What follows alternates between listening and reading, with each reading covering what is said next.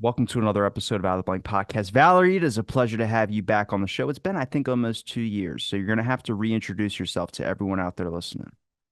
I'm really glad to be here, Robbie. Thank you for the invitation. Um, on Twitter, I'm Dr. Valerie. At Dr. Valerie is in. And I started out on Twitter as an academic classicist. So my specialty was Greek tragedy. But now, over time, I've sort of moved into a different space.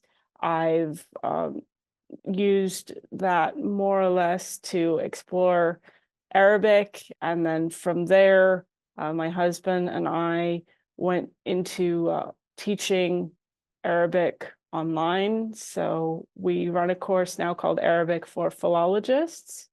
And what that means is we teach Arabic from the same sort of perspective that you would learn Latin and Greek in the West. So if you've got that kind of experience and you'd like to add another language to your repertoire, those are the sorts of students we're looking for. And we're now looking at launching our 7th term next month. So it's amazing to think it's been going on for that long and we've had that much interest. So if you look me up on Twitter now, it's probably equal parts ancient history, classical history, and Arabic and linguistics. I'm going to stick with the ancient history with you. I think when we first ever did our talk, maybe almost 5 years ago now, when you were first on the show, we talked a lot about Greek mythology, my interest and your interest into it. But I wanted to do this episode focusing more on something that you had mentioned to me in the past, but I really didn't know too much information about it. And it's about the Iliad and the Odyssey. Even the works of just Homer in general. I mean, the importance when it comes to the ancient historical record. Could you maybe explain a little bit about what the Iliad is and also what, the Odyssey is and kind of what these stories kind of entail and how we also base some historical accounts on them? Well, the Iliad and the Odyssey are two epic poems that are traditionally attributed to the poet Homer. And in modern academic research, people call them the Homeric poems because it's not clear that Homer was a historical person. And in any at any rate, it looks like the poems themselves took shape as a result of an oral tradition over thousands of years. Well, I think thousands of years. And I'm in favor of basically the earliest possible dating of the Iliad, which of course I can't remember exactly right now, but the reason for that is because if you look at Mycenaean records, so the earliest form of attested Greek that we have, which we call Mycenaean or Linear B. Linear B is the name of the syllabary that it's written in. So it's not written in alphabetic letters, it's written in symbols, which were decoded by Michael Ventris, who was not an academic, he was a hobbyist. I mean, he'd done Greek in school, but he just sort of sorted it out in his free time, more or less. I think I'm right about that. I've gotten up very early and I've had absolutely no preparation, but this is my memory of everything. So once he figured out that it was Greek, that these symbols followed the patterns that we could identify from Greek declensions, then we set about figuring out what each of the symbols corresponded to, what phonetic values they had. And then we could read the records. And the records themselves are sort of like notes on bits of clay.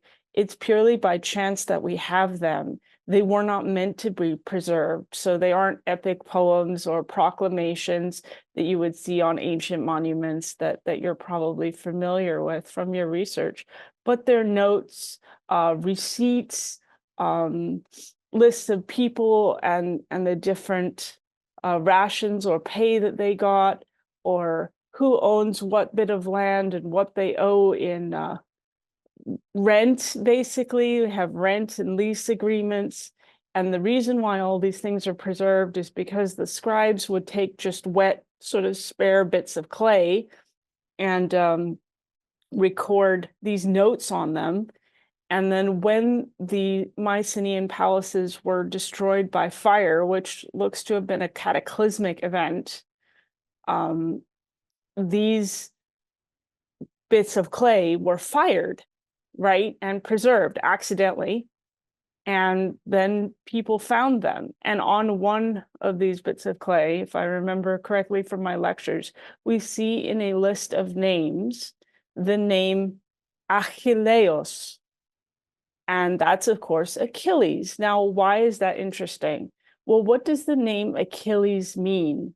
It comes from two Greek words, achos, which means pain, and laos, which means people. So Achilles is the one who is pain to the people. Now, this is interesting because most names, well, in the West, I would say, even historically, so Roman names, Greek names are generally positive things, right? Like Aristotle, Aristos, uh, which is like the best, and telos, the end. So the culmination of good things, Aristos, telos, Cleopatra, kleos, patros, kleos is glory, patros is father, so she's the glory of her father. And then if you flip that around, you get the male name Patroclus, patros, kleos, right? Glory of the father. So all these things are good things. So you have a child and you're giving a child a positive name with a wish for your family, for the child himself or herself, or the future of your clan, right? But achos leos, pain to the people, that's not usual, right? We don't have this idea of apotropaic names. Now, the ancient Hawaiians, to go off on a random tangent, because I grew up in Hawaii, the ancient Hawaiians did give small children names of bad things, diseases, um, issues, problems. And the reason for that was if the child died very, very young, the association would be, well, we won't have the bad thing in our family. And then if the child survived till about like 10 or 12, there would be a naming ceremony and the child would be given a new positive name to sort of represent the fact that the child survived and was probably going to be able to bring blessings to the family. So that's a different tradition. It's got a different internal logic, but we don't see that, as far as I'm aware, in ancient Greece. So then that leads to the question, why would someone name a son pain to the people? And the best explanation that my lecturer, Philemon Probert, who is amazing, and also just that I've read, is that what that indicates to us, it's a strong piece of evidence anyway, that the Iliad was known and Achilles, the name, was primarily associated with the hero of the Iliad and not the literal meaning of the name. So when that person gave the son Achilleos, who's listed in the tablet, the name Achilleos, he was thinking of the great hero of the Iliad.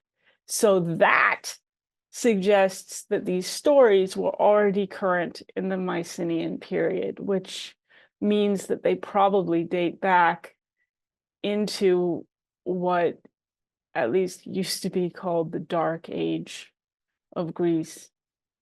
Now, I Achilles' mean, story is about pain, though, right?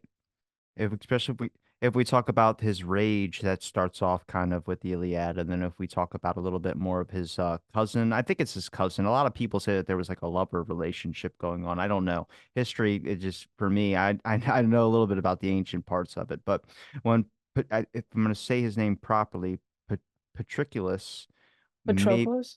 yeah, when his cousin or whoever his cousin, I guess assuming that it was his cousin, went to battle dressed up as Achilles and he was killed, there was a moment where Achilles felt rage and anger and wanted to go after. But he also felt like a part of that was his fault. You know, that's pain that's sticking with his name. His story is a tragedy in itself. Oh, absolutely. There is a lot of pain associated with the mythical story of Achilles, and I think that's what makes it such a compelling story and what makes him such a compelling literary figure. And of course, the reason why Achilles blames himself for the death of Patroclus is because he is the son of Thetis, a sea nymph, and the man and a human prince, right? So he's semi-divine. And his mother tells him before he sets out for Troy, she says, because I'm a goddess, I can tell you what your future will be. If you go to Troy, you will live a short life. You will not go back and rule your father's kingdom, but you will gain atheton kleos, undying glory. If you do not go to Troy, you will accede to your father's throne. You will rule for many years and be a good king and have many children and a good queen, and you will die old in your bed.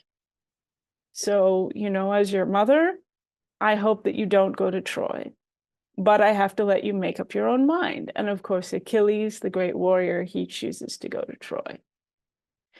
And so he knows what his future is going to be. Once he gets to Troy, if you remember, the very, very beginning of the Iliad is about the dispute between Agamemnon and Achilles over the girl, the captive Briseis, right? Because the Trojan priest, Chryses, his daughter was also taken in the latest raid by the Greeks, Chryseis. She was taken, and because he's a priest of Apollo, and Apollo is with the Trojans in the Trojan War, he prays to Apollo and says, send a plague down on the Greek camp, make them suffer so that they give me my daughter back. And sure enough, Apollo hears him, sends the plague, and then the Greeks realize that this is what's going on. So they have to call a council, and they tell Agamemnon, because Chryseis had been awarded as a war prize, Geras, as a slave girl to Agamemnon, the king. They said, okay, you have to give her back, because if you don't give her back, all of our soldiers will suffer and die of this plague. And he says, okay, well, I'll give her back, but I have to have a replacement prize, because I am the great king Agamemnon, right? And I won't go without a prize for my efforts in this battle. So I want Briseis. And that's a problem, right? Because Briseis has already been awarded to Achilles. And Achilles is like, you're going to take my prize. No, you're not, because I distinguished myself in battle. Everyone knows I'm a great warrior. I deserve a prize too. So we have to find some other way around this. And Agamemnon, who's always very jealous of his authority and position as the brother of Menelaus, and Menelaus, of course, launches the Trojan War in the sense that it's his wife Helen who's carried away by Paris, Alexandros, to Troy. So Agamemnon will not listen to anyone. He won't come to any sort of compromise. He won't listen to Achilles. The whole council breaks down. They hurl insults at each other. And then finally Achilles says, okay, fine. You want to take Briseis? Take Briseis. But I'm not going to fight. And I'm going to take my men, the Myrmidons, and we're going to leave. We're not going to participate anymore because all of the troops at Troy are, it's not just one big army. It's a patchwork of allied men from these different kingdoms, from these different areas in Greece. And that's why these councils are so important, right? To sort of keep the alliance together so that they can keep the forces up. And so Achilles and his Myrmidons are known as a formidable fighting force. And they always distinguish themselves in battle. And when they gain the upper hand, when the Greeks gain the upper hand, the Myrmidons are always there, taking a lot of the flak. So this is a big deal. It's not just like, oh, well, one guy's gone. It doesn't matter. We have other guys. Like, this is a really big deal. It will really affect the Greeks' ability to effectively fight and possibly win this war, which has already been going on for some time at this point. So Achilles and his Myrmidons withdraw. And there are many scenes in the Iliad where there's a back and forth because, of course, the rest of the Greeks are saying to themselves, well, we're not going to get anywhere if they don't fight again. What are we going to do? How are we going to get Achilles back on our side? Meanwhile, Achilles is in his tent. He's playing his lyre and, reciting poetry, and he's being very melancholy because he wanted to come there and fight. He wanted to distinguish himself. He wanted to gain this undying glory. He doesn't want to sit around and do nothing and be useless. This is a terrible situation for everyone. But Achilles has a very simple condition, which is he wants an apology from Agamemnon, and he wants Briseis, his war prize, the slave girl, to be given back to him. That's what he wants. Because he feels that her being taken from him is a major slight to his honor, right? So if she's restored to him, then he will come back and he will fight and he will bring his men. But Agamemnon, being Agamemnon, won't do it. He won't do it. He won't do it. And finally, emissaries come to Achilles' tent because the Greeks are in a really bad way. And Odysseus comes, Ajax comes, and then Achilles' nurse, the man Phoenix, comes. And Phoenix actually moves him to tears, talking about the sufferings of the Greeks and how, the grievous losses that they've had to endure and all of this. But he remains steadfast and he says, look, I will not rejoin the fighting until my conditions are met, because if I do, then my honor will be permanently diminished. And he can't abide that. It's such a core part of this worldview, this idea of time, honor, which is of course reciprocal. Like the idea is if Achilles is given Briseis, once again, he'll forgive Agamemnon. He'll come and do his best in battle. This isn't just, a one-sided demand. Anyway, Patroclus, his cousin and best friend, and lots of people think they had a more intimate relationship based on other texts, not the Iliad, but other fragmentary texts. And I think my own opinion on that is it's probably what we would call like a fan fiction. because these stories were so well known, that I think that's more or less what it was. Like, we can't say there's only one narrative for all these figures. So I think it was sort of a fan fiction. So whether or not you want to think they had an intimate relationship, they were very close. Um, and Patroclus is there, and he sees all of this, and he sees the other Greek commanders coming and begging Achilles for his help, and he sees Achilles' internal conflict, and he decides, well, you know what? I'm going to help, because this is an insoluble problem, right? The only way it can be solved is if Agamemnon does something that he's not going to do. But what if because I'm a pretty good warrior, what if I go into battle and I'm wearing Achilles' armor, and then the Trojans think Achilles is back? It will, freak them out, and maybe we'll gain the upper hand, we'll win a battle for once. And of course, they do gain some ground in that battle where Patroclus dies. So it's not like it's a complete loss militarily, from what I remember, but he does fall. And then when he is killed, when Hector kills him, Hector takes off the helmet because he thinks, oh, I've got my nemesis Achilles. He's the guy that I'm matched up against, right? Because Hector is the great warrior prince of Troy. So he sees himself as matched with Achilles. And he pulls off the helmet and he sees that it's not Achilles, it's Patroclus, and he's stunned and obviously disappointed.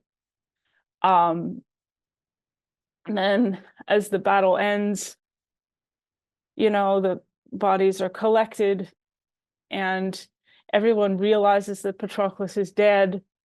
And then the news has to be brought to Achilles, and he's absolutely beside himself, and he goes into mourning. So then he's gone from not wanting to fight to he's not going to fight at all, right? Because he's in mourning for his best friend. People draw the love relationship there by saying that the way that he reacted was a sign that there was a deeper connection than just a best friendship. But I look at it from its regret and kind of feeling like it's your fault that he is dead, even though it wasn't his decision for him to go into battle dressed as Achilles. It was just the fact that he was dressed as Achilles.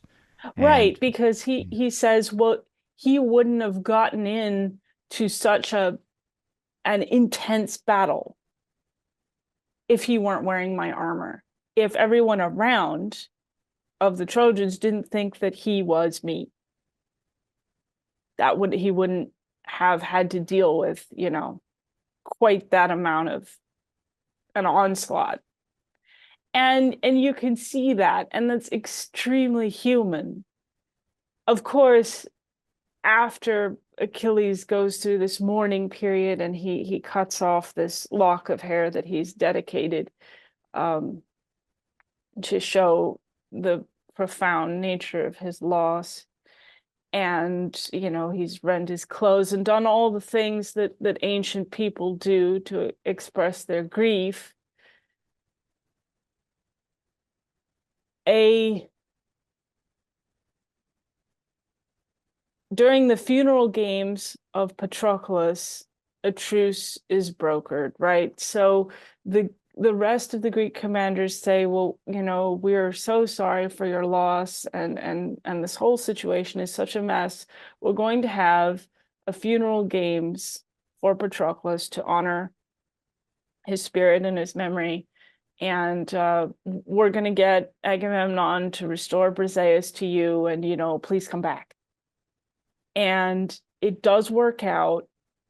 What's interesting, because the book of the Iliad, where the funeral games of Patroclus is discussed, it's very lighthearted after this really heavy series of episodes.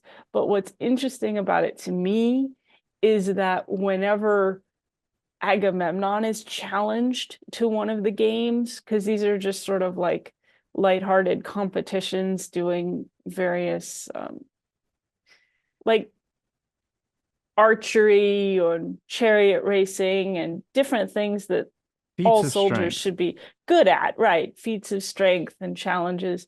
When Agamemnon is challenged, he always finds a way out of it. And if he doesn't find a way out of it, others find like a little weasel way. It's like, oh, well, I can't race the great King Agamemnon. That he is too far above me. It's not fitting. It's not appropriate. There are all these ways in which Agamemnon sort of weasels his way out of direct competition in these feats of strength with these other soldiers.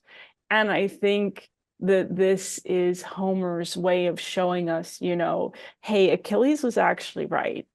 Agamemnon is not a better soldier. and and there are some serious flaws in his character, right? As we know from what happens to him after he returns home to Mycenae. What do you think the moral story was behind Achilles?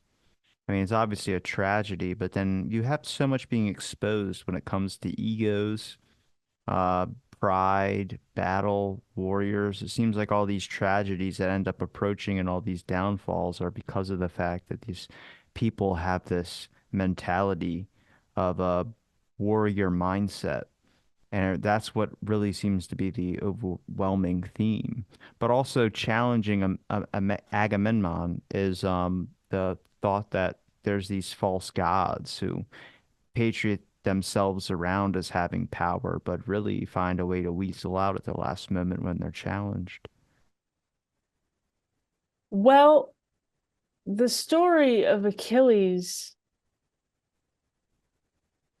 is a very human story. It's a story of, Any person who's 18 years old looking to take on the world at that point. yeah, and just trying to figure out, okay, what do I want to do with my life? What is important to me?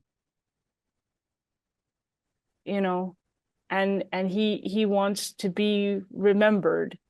He chooses undying glory, and whether or not he was a historical person somewhere in the reaches of history, let's just assume for the sake of argument he was. We're talking about him today. And if he wasn't, this story is so immense that we're talking about it today. And I think the sheer humanity of it, because he's not just a Superman, he's not just a great soldier, he's not just, someone who comes in and saves the day, and helps the Greeks overrun Troy.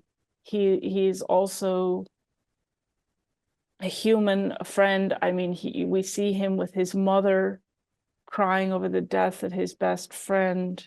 We see him with Athena, and at the I think it's book 3, he encounters Athena and Athena pulls him by his hair and says, "Hey, wait a minute, what are you doing?" Because he wants to go and take back Briseis for himself. And she said, "Look, I'm here as a friend, as a divine friend. I'm telling you not to do that," right? So we can see in the way that he interacts with the divine and human characters in the story that he's playing out a lot of these things that I think we've all dealt with at some point. And the profound grief he feels at the death of Patroclus, and then how that transforms into this bloodthirsty desire for revenge against Hector, right? Patroclus's killer. And it's almost he loses all sense of proportion, right? It's almost like he treats Patroclus's death like murder and not death in battle. And there's a book written by Redfield called Nature and Culture in the Iliad, and Redfield's thesis is grief pushes Achilles out of like civilized society or the rules of his own society. And it just, makes him into this wild man. And we can see this singular focus on killing Hector. And of course, he succeeds because he is semi-divine. He is the more powerful warrior. He is the more skilled warrior. Although Hector fights bravely, he's human, right? He's fully human.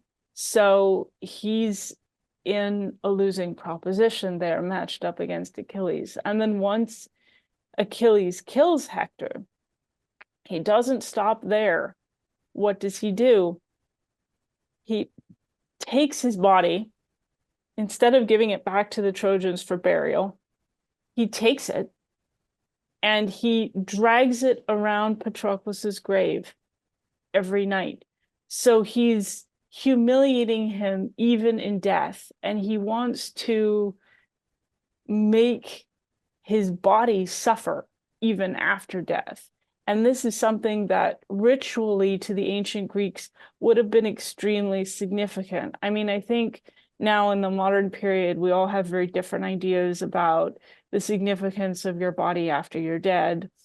Some people think that it's extremely significant and, a funeral has to happen in a certain way, and if people can only be buried in different ways, and usually that's tied to different religious beliefs.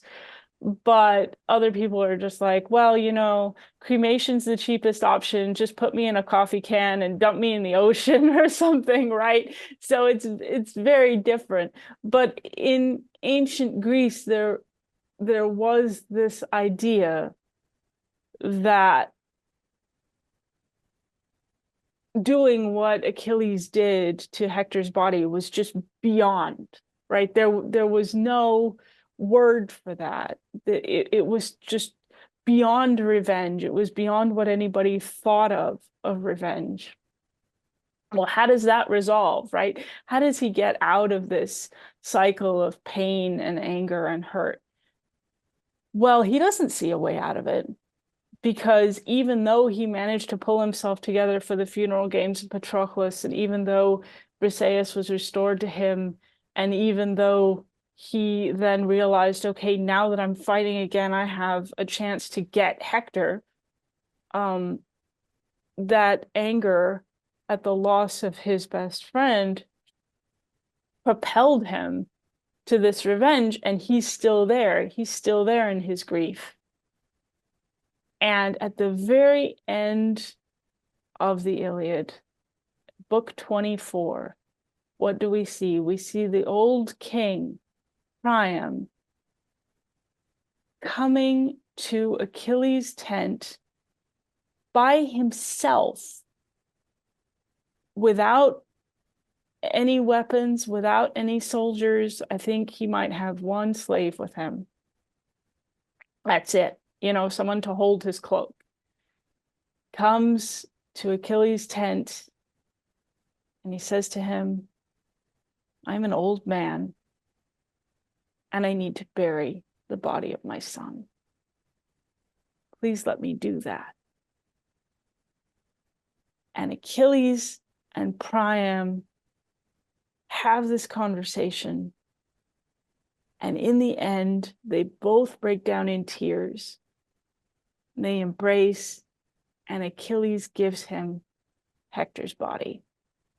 And Priam takes it in the middle of the night from Achilles' tent in the Greek camp. And he takes it back to Troy and he buries it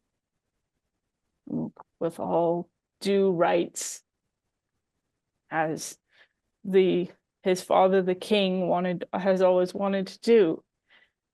But we don't see any of that. What we see at the end of the Iliad is this scene between Achilles and Priam united in grief, because Priam has lost Hector, his great warrior son. Of course, he had 50 sons, but Hector was a noted warrior. and Achilles has lost his best friend, but also just the general huge loss of the war, which has at that point dragged on for almost 10 years. And I wouldn't say they're reconciled, but at least in that moment, they're united in grief. And Achilles sees that Priam's suffering just the way he was suffering, and that he's not alone in his suffering. And I think this idea that if you suffer a profound loss, you're alone in it. You know, you're the only one who's experiencing your emotions. You're the only one who really knows the full nature of the relationship you had with the other person, right? I think we've all felt that in some way or another. And that is a huge part of the story of Achilles.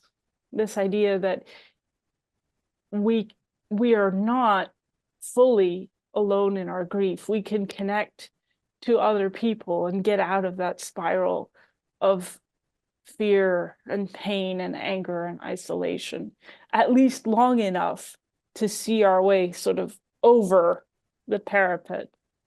Do you believe these are realistic events, though? Do you believe that? Because I've never, I mean, you can say looking back with hindsight on your life, you can pull out many moral decisions and stories or moments of teachings. But it seems like with a story like this, there's so much compiled into one where you have to wonder there might be some realism to it, but how much of it was just a really good moral lesson or story that was crafted and might not have any truth to the Achilles being a person in general. Well, I see your point.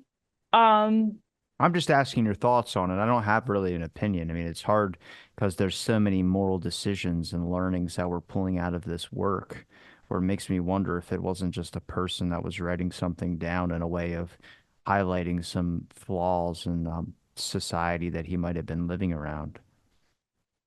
well, I think that that's a good point because it does bring out a lot of the internal tensions of this sort of warrior society based on honor, time, right? Because that's Conquest, destruction, pillaging, all for ego and pride and power and whatever you want to say. But this one hits revenge, it hits sorrow, it hits a joint form of grief. It hits defying the wisdom of gods, people that you're supposed to idolize and accept their offerings and their wisdom as advice to correct your own. And so much has been packed into Achilles where it makes me really wonder. It borders on the line of myth. well, I mean, it's certainly a myth now. It's certainly a myth now. And I think the way that Achilles is presented in the story, the profundity and the extremity of his emotions, right? They help remind us that he is semi-divine. The idea is that, he's so good at everything and he's so passionate and he's so uh, grief-stricken and he's so angry and he's able to do everything he does to, the maximum degree, partly because he is semi-divine. So he has that extra power in him, right? Whereas humans, we get scared, we shy away, we don't always go full throttle on everything. Achilles goes full throttle on everything. So, I mean, I think elements of this character that we meet in the Iliad are certainly created for the story. But if you're asking me if a king could have, gone to the enemy camp in the middle of the night to retrieve a body of a prince, I mean, that's possible. The events of the Trojan War are possible. A site of ancient Troy has been identified in modern Turkey. I mean, the German archaeologist Heinrich Schliemann, did go looking for Agamemnon and Troy, right? And then he was digging at Mycenae, and we have found at Mycenae a palace that dates to the period when the Greeks used Linear B. So they call it, I mean, I've been to the site, they call it Agamemnon's palace. Is it Agamemnon's palace? I mean, we can't really know that. We haven't found any definitive historical proof of that. But there's enough evidence that there was a civilization there. There were, the Mycenaean palaces and their surrounding economies, right? There were these kings and their sort of proto kingdoms, and that adds up with the story. So I think there are seeds of history in this story, and I think the story was crafted in order to bring these tensions and these characters to light, and not only to give us, moral questions to ponder, but also to entertain us, because the Iliad is incredibly dramatic. Troy itself was kind of a silly movie. It's been years since I've seen it, and there were a few good scenes, but it would have been a much better movie if someone had just stuck to the Iliad. And in fact, I wish someone would do like a streaming miniseries where they just dramatize the Iliad more or less as written. I think that would be really cool. So please, people, go and do that. Um, in terms of Homer, when you look at the Homeric poems, the Iliad and the Odyssey, of course, has some of these moral elements as well, but it's very much more an adventure story, right? There are so many more fantastic things that happen to Odysseus, whereas the Iliad, even though the gods interact with humans, and even though there are otherworldly things that occur around the humans because of the interactions with these gods, the Odyssey is very much more sort of an ancient superhero movie, because Odysseus and his men are constantly getting into situations where they're on, like Circe's island, and they're being turned into, the men are turned into pigs, and then they're turned back into men, or they're eating the soma and they're falling asleep, just things that wouldn't happen in everyday life. Whereas I think a lot of the situations that are depicted in the Iliad are relatable. There are more humanistic aspects of Yeah, things. much more humanistic aspects. And even the gods themselves, if we look at the way that the gods themselves are depicted, for example, in the Iliad Book 2, they're depicted in anthropomorphic fashion. Like when we first go to Mount Olympus and see how the gods interact with each other, it's sort of like a dysfunctional family. Everybody's just sitting around the table at the end, and they're feasting and they're making fun of each other. And it's just like any big holiday dinner with your family, where, you've got the people who never get along, and you kind of tell them, okay, calm down. It's all right. We've got food now. So even the way the gods are depicted is sort of in this anthropomorphic, relatable kind of way. And because I'm old, the first time I read the Iliad was as an undergrad during the Iraq War. And I remember my professor saying at the time that there was someone who had started a group with combat veterans to read the Iliad together, to help them process their experiences from the war. And we read a newspaper article about that. And the people who were interviewed said, actually, it really helped them, and they were able to relate to Achilles and Hector and these figures from the story, because they had been in battle, they had lost best friends, they knew, they could identify personally with these situations, and that showed me, as a very sheltered college student, just how enduring this story really is. So I think something that has so much power over such a long period of time and is so relatable across culturally, right? Because, an Iraq War veteran reading the Iliad in 2005 has nothing in common, with an Athenian from the 4th century or the 8th century or even before that, right? A totally different world, totally different worldview. If,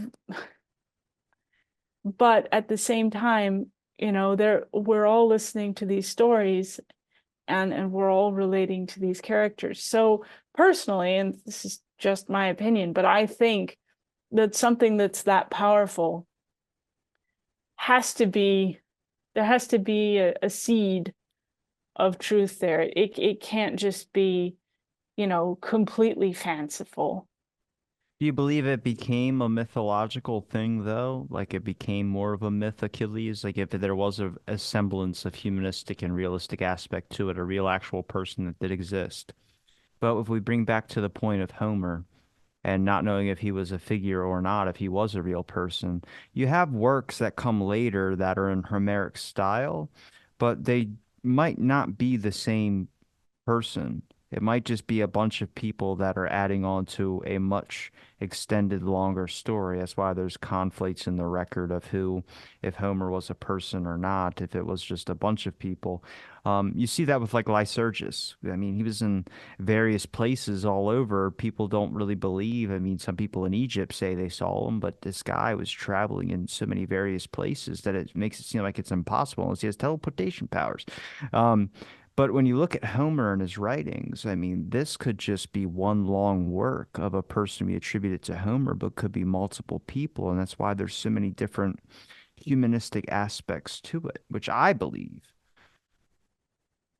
Well, in this, I'm more attracted to the Iliad than I am the Odyssey. I mean, the Odyssey's cool if you're talking about like a David and Goliath story about a guy taking down monsters and cyclopses and things of that sort. But the Achilles story is one that's more human, like you mentioned. And I think that one highlights more important when it comes to a way that we can connect as people to it.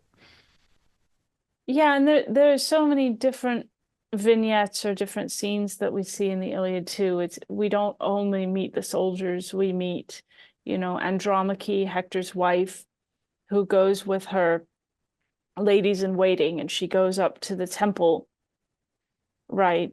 Um, and I think it's the temple of Hera.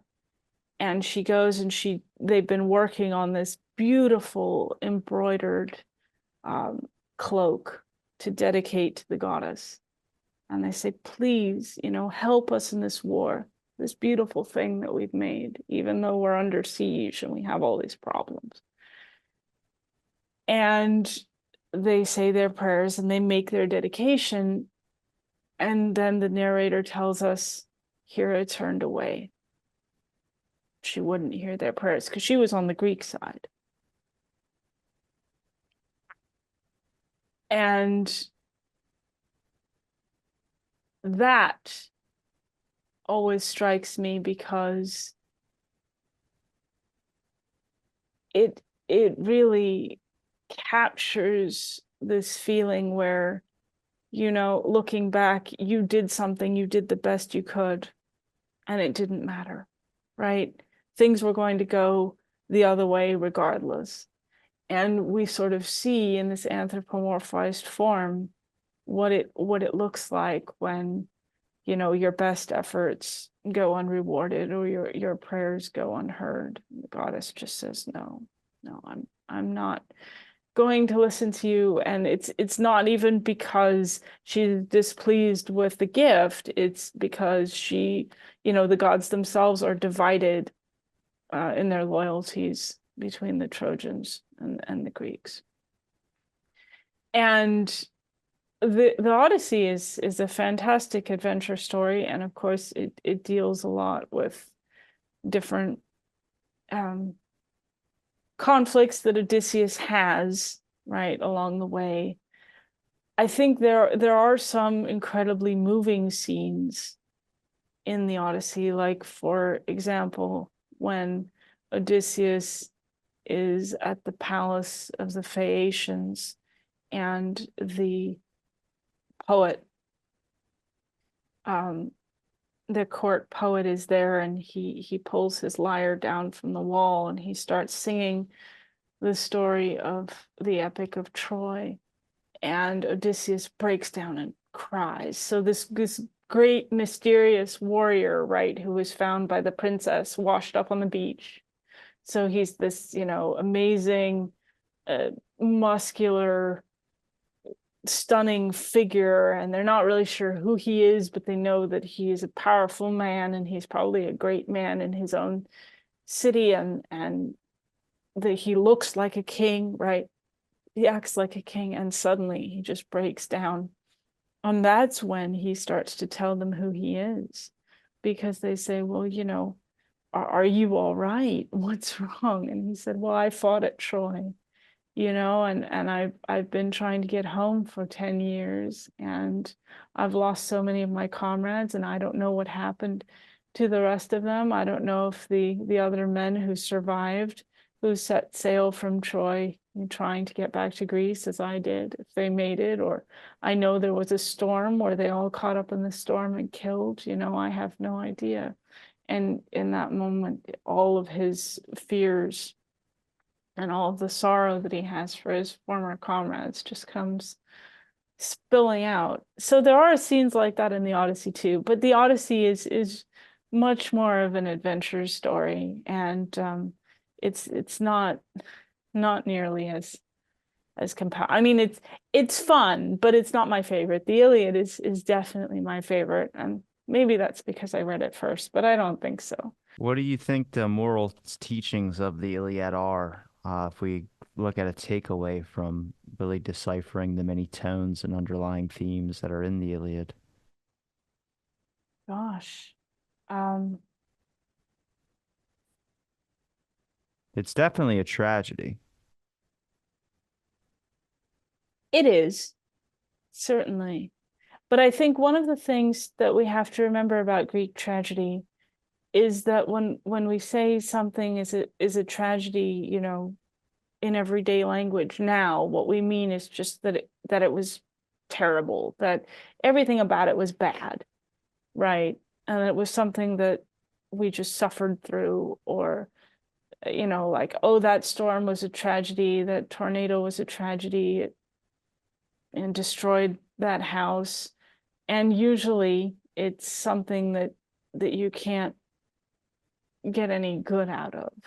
But when the Greeks wrote tragedies later on, these were things that, of course, dealt with difficult issues and suffering and revenge and death and curses, but also it was deeper than that.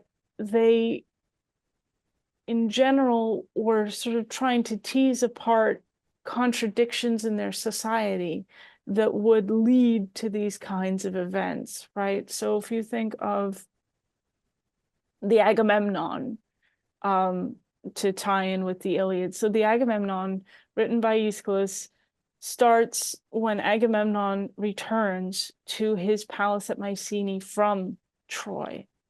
And he sailed back from Troy, and Clytemnestra, his queen, who's been ruling in his absence, and of course she's taken a lover, Aegisthus, and she's basically usurped his power, right? She's acting like a man, and so she's doing these things that she shouldn't be doing, according to the dictates of her society. So she set up this alert system of beacons to let her know ultimately when Agamemnon has returned, and she's set a watchman out to sleep on the roof of the palace to watch for this beacon every night. And the first scene of the Agamemnon is we see this watchman and he is bewailing his fate. He's saying, I have to sit up here every night. I can't sleep. I have to look for this beacon fire. And, I've been looking and looking all these years and it's never come. Will it ever come? And all these things have been happening to my city. And he implies that, things are not right at home. Everything is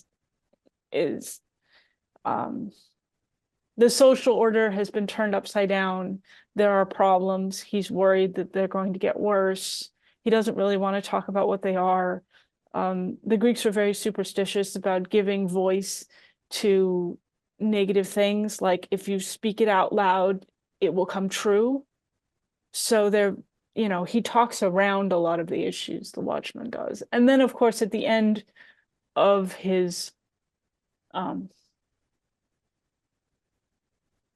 soliloquy there, you could say, he does see the beacon fire, and that's what sets off the action, because everyone knows Agamemnon is coming back.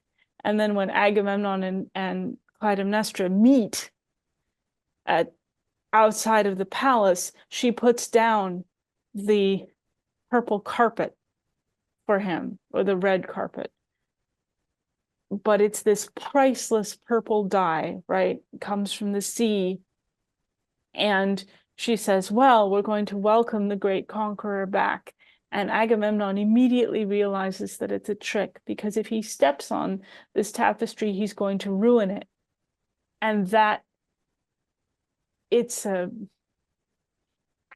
sign, it's a signal of how he's already despoiled the wealth of his house by sacrificing his daughter, Iphigenia, when he set out for Troy.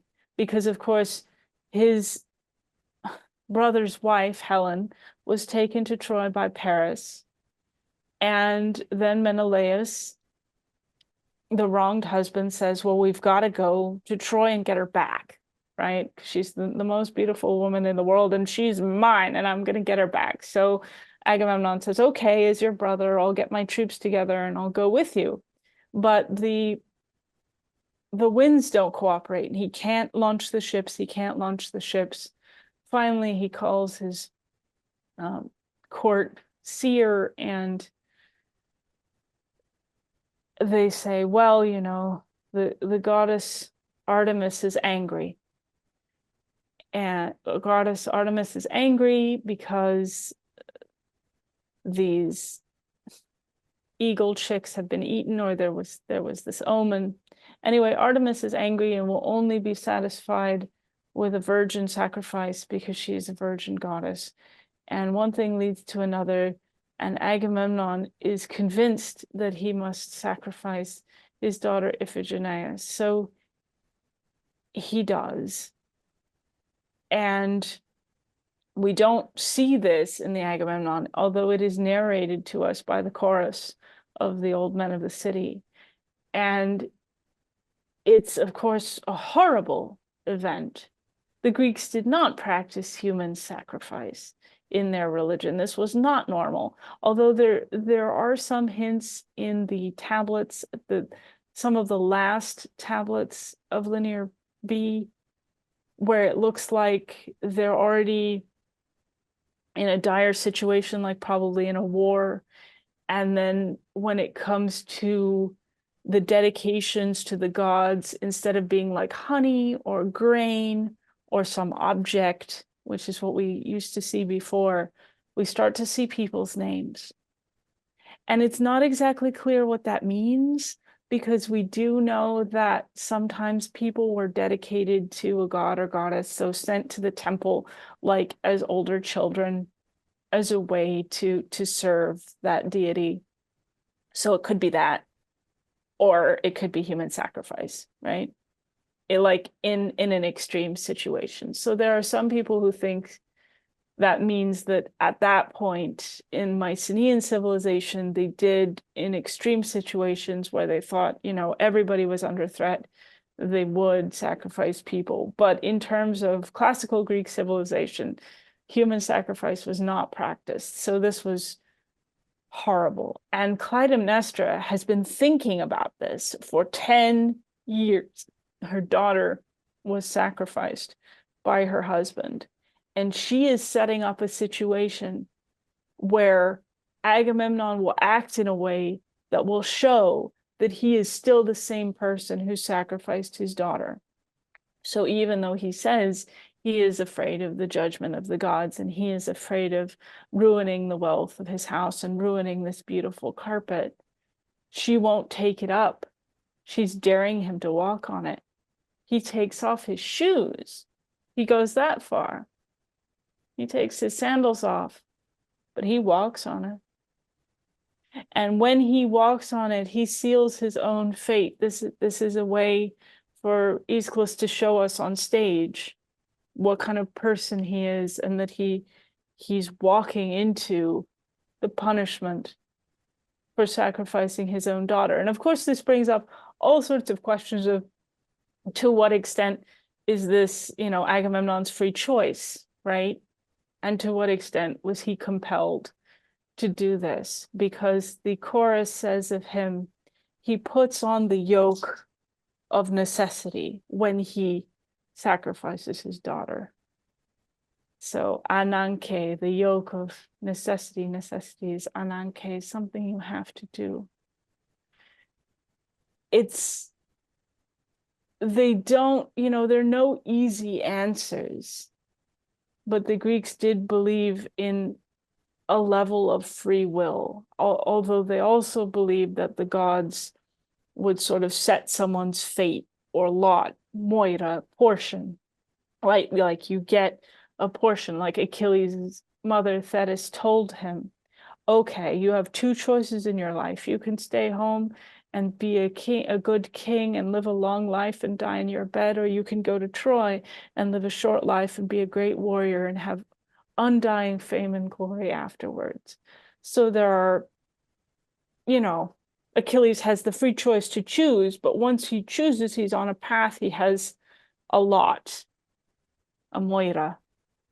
And once he chooses, he has to go down that road. He doesn't, there's no other way. He can't go to Troy and then invent new technology that ends the war in 6 months, and then he goes home and he lives a long life as a happy king and taking over his father's kingdom. It's not going to work like that, right? There are these two choices. So it's not fully fatalistic, and it's not fully free will oriented. It's a little bit of both.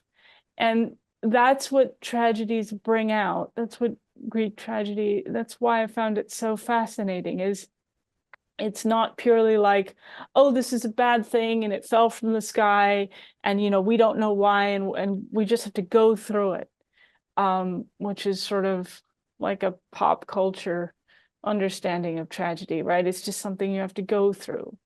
But the Greeks use, at least the tragedies that survive, we can see they're using these events as a way to try to explore how things like that come about and the different contradictions in social roles and expectations, and how these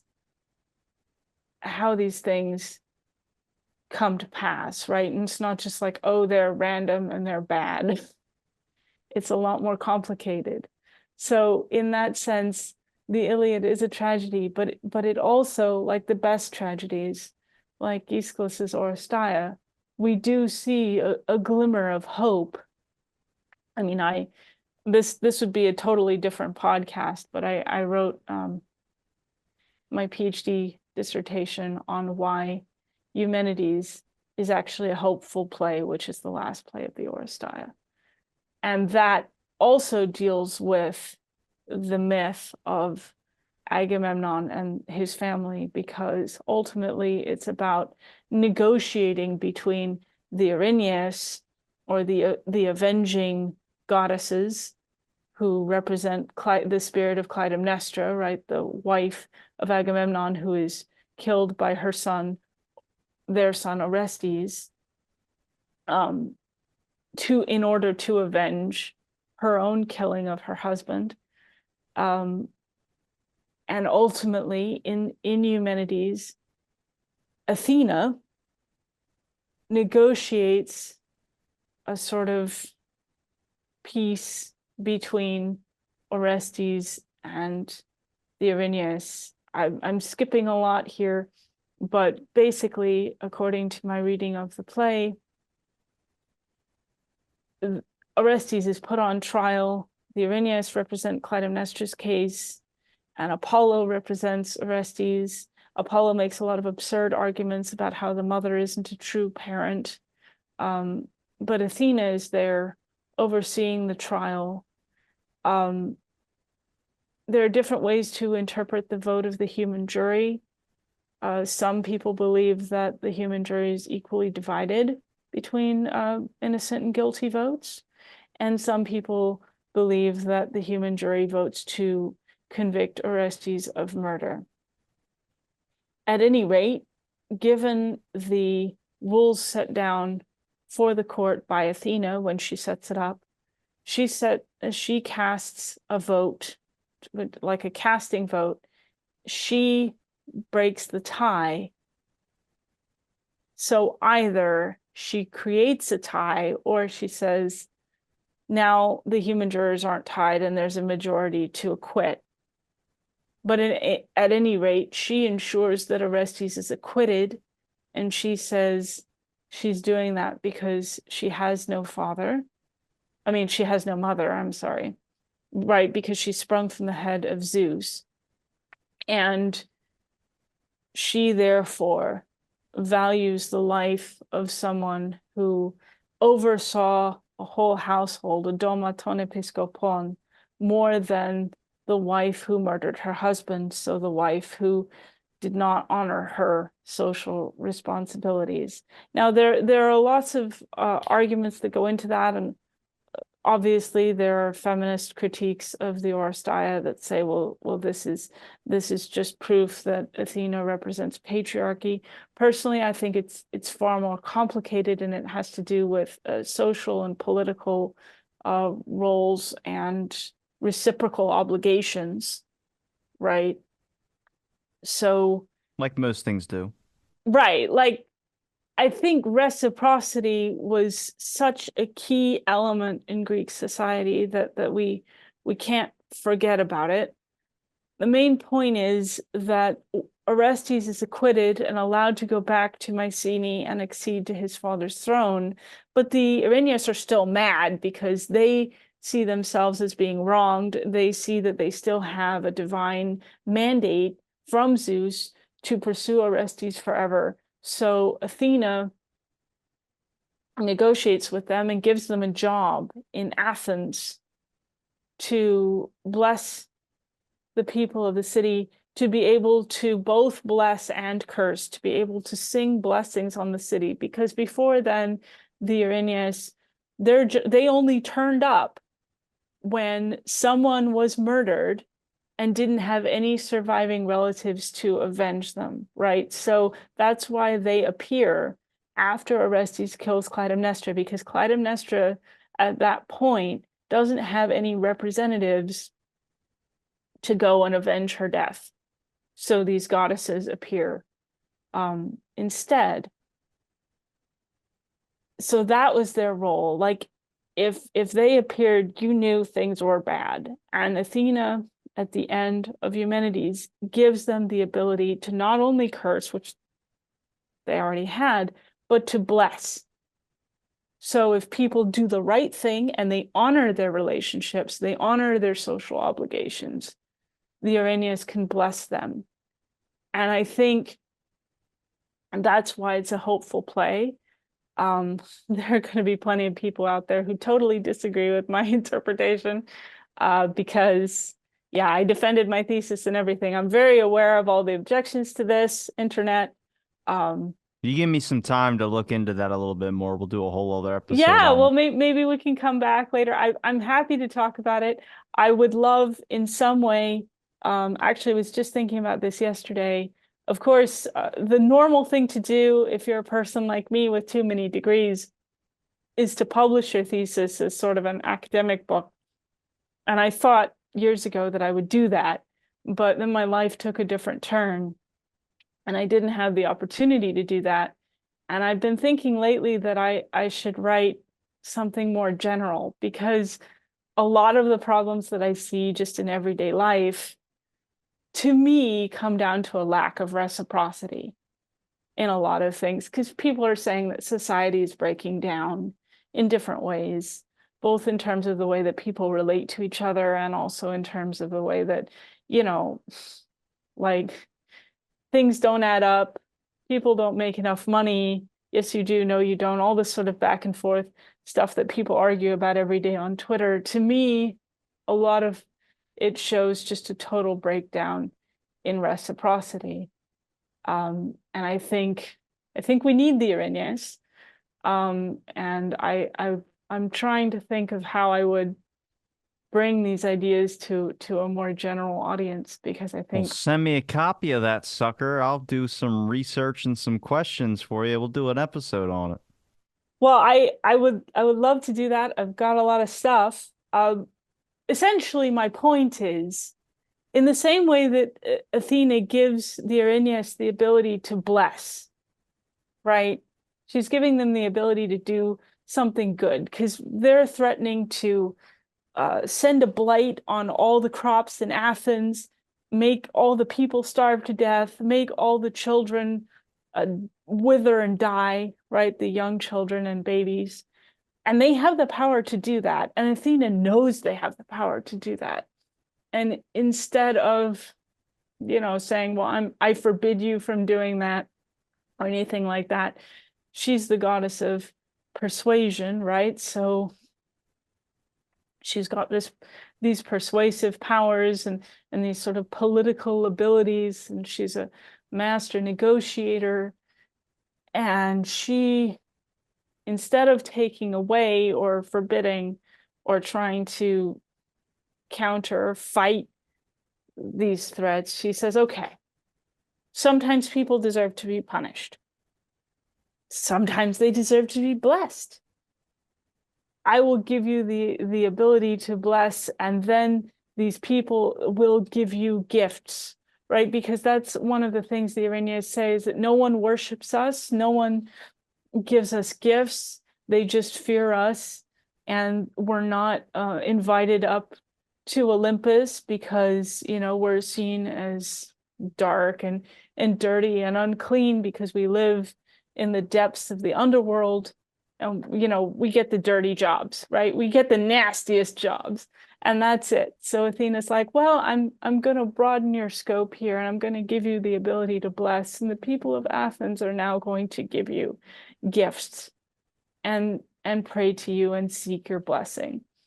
And I think it's very similar to what we see at the end of the Iliad in book 24, where Achilles, who has been absolutely destroyed by his grief and fully isolated by it, has that moment of mutual understanding and connection with Priam because they're two grieving people just on that level. And then he understands, okay, I'll do this. I'll give up my anger. I'll give you back the body of your son. So Achilles, who has been heaping this abuse and these curses on the body of Hector, he has this epiphany, this moment where he realizes, that's, if he stays in that mindset, nothing's going to change. And he's never, ever going to get out of it. But also he's not alone in his grief. He sees the tears of Priam. He sees this old man and his vulnerability coming to him. And he's totally unarmed. And he's an old man. Like, he was a warrior once upon a time, But he knows full well that if Achilles wanted to take him, he could take him and kill him. And he's taking that risk. And that is the kind of hope that we find in tragedy. And I think because we see we see this ray of light in these dark situations, it shines even more brightly than it would otherwise. So, of course, tragedy deals with some of the most difficult and disturbing events and topics in mythology, but I think in a similar way, when we do see hope breaking through or a connection happening, it's that much more inspiring. And because tragedy isn't just bad things happen and you deal with it. There's more to it than that. Well, Valerie, I appreciate the time you gave me to talk on my show again. It's a pleasure being able to speak with you again. It's been a little bit too long, but where can people find your links to anything you like to promote? You mentioned in the beginning, I know we didn't necessarily talk about some of the courses that you're teaching and running, but if you want to promote some of those links, promote your Twitter and anywhere else people can find you. Okay, well, I mean, it's a totally different topic, although this summer I am offering tutorials in ancient and modern Greek. These would be on a person, like an individual basis. We're not doing group classes in Greek at this point. We don't have like a group curriculum for it, but I do have some people have come to me and asked me if I'm going to be teaching Greek this summer, and I have a few interested people, so I've decided to publicize it more widely. Um, I only mentioned the courses because that's what I'm going to be posting on Twitter starting this week, so I didn't want people to be confused. Um, the best way to find me online, talk to me, and figure out what I'm doing is on Twitter at DrValerie is in, Dr. Valerie is in, no capitals, no spaces, no dots, on Twitter.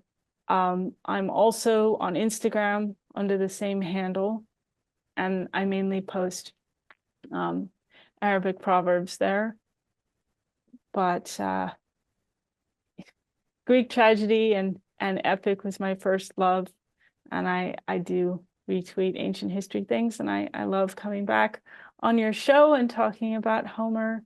And we didn't get to Herodotus, but hopefully we can some other time. We will next. Trust me, I'll be booking another one with you here soon. But I appreciate the time and thanks everybody for listening to this episode of Out of the Blank. I'll make sure to link Valerie's links in the link below. Please check out her work and also our other episodes on my show. We've evolved over the 4 years that we've known each other, and it's been great. Seriously, thank you again for joining me, and thanks everybody for listening to this episode of Out of the Blank.